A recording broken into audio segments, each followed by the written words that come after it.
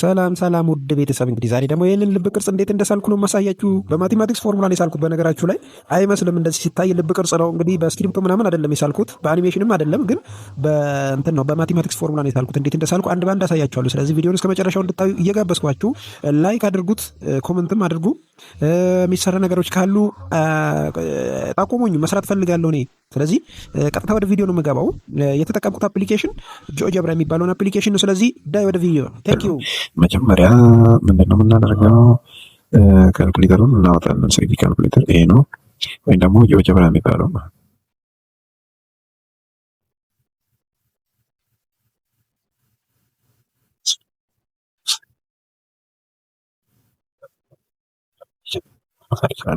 በተለይ ዲሞንስትሬሽን በጣም አሪፍ አድርጎ ስለሚያሳይ ማለት ነው። ያው ይሄኛው ፖዚቲቭ ኤክስ አክሲስ ነው፣ ቀዩ ቀስት ያለበት። በኋላ ያለው ደግሞ ኔጌቲቭ ነው። በፊት ወደዛ የሚሄድ ደግሞ ዋይ ነው። በዚህ በኩል ያለው ኔጌቲቭ ዋይ ነው። ወደ ታችና ወደ ላይ ደግሞ ዜድ ነው ማለት። ስለዚህ ሁሉም 90 ዲግሪ ናቸው። እንደዚህ እንደምትመለከቱት በስሪዲ መልኩ በቀላሉ መረዳት እንችላለን። ማንኛ ሰሌዳ ላይ ይሄን መሳል አንችለው። ይሄን ቀስት ይሄን በተለይ የዋይ ወደዛ የሚሄደው አሁን የዜድ እና የኤክስን ብንስል ራሱ ሰሌዳ ላይ የዋይ ያስቸግረናል። ለዛ ነው የሚያስቸግረን። ይሄ የስሪዲ ግራፎቹን የምንስልበት አሪፍ አፕሊኬሽን ነው። ስለዚህ ጂኦጀብራ ተብሎ ይጠራል። ስለዚህ አሁን ወደ ግራፉ እንሂድ። ቀጥታ እዚህ ጋር መጣና ሰርፌስ ብዬ ጽፋለሁ። ከዛ ሳይን ኦፍ ቪ ብዬ ጽፋለሁ። እንደገና ውጪ ላይ 18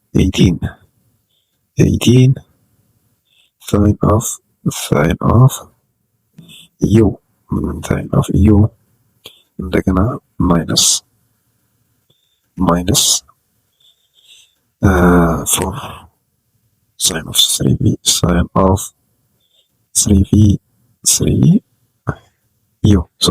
3u ዴን ክሎዝ እናደርጋለን ማለት ነው። ከዛ በዚህ ጋር እንከፍታለን። እንደገና 8 ካስ ቪ ኮሳይን ኦፍ ቪ እንደገና ኦፕን እናደርግና ሳይን ኦፍ ቪ እንደገና ይቺን ዘጋታለን።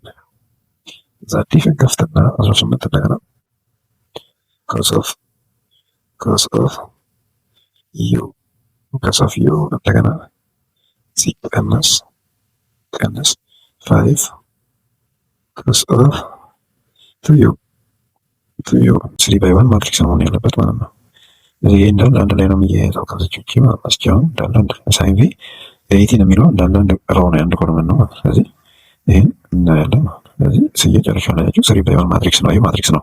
ያንን ጦር የመሰለ ምርጥ የሆነ የልብ ቅርጽ የሚሰራልን ማለት ነው። ስለዚህ ይሄን ከፈለግን ሚኒማይዝ እናደርገው እናውቀዋለን። የተመልከተው ይሄው በጣም ከፍ ስላለ ነው፣ እንትኑ ከፍ ስላለ ነው እንጂ ግራፉ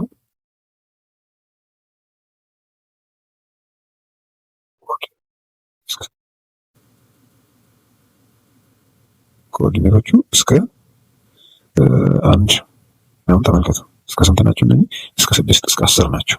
ስለዚህ ኮኦርዲኔቱን ጠበብ ስናደርግ ትልቅ ስለሆኑ ቁጥሮቹ ወደ ልብ ቅርጹ ይመጡልናል። አሁን ስንት ነው መሰላችሁ? ስንት 40 ነው። አያችሁ 40 20 ዜድ እስከ 40 ነው ሄደው፣ ኤክስ እስከ 20 ዋይም እስከ 20 ነው ሄደው። ስለዚህ የሚገርም ልብ ቅርጽ ሰራው ማለት ነው።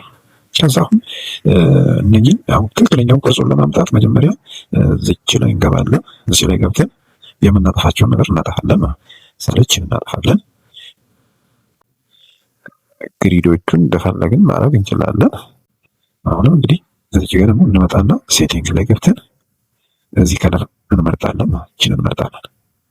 እቺን ከመረጥን በኋላ እንደገና እዚህ ውስጥ አሁንም ገብተን ኦፓሲቲውን መምረጥ እንችላለን። ወደ ታች ወደ ላይ ከፍ ማድረግ እንችላለን። ቲክነሱ ስንቀንሰው ከለሩን በትክክል መርጠነዋል። ስለዚህ የምንፈልገው 3D ግራፍ መጣልናለች ማለት ነው። ተመልከቱ።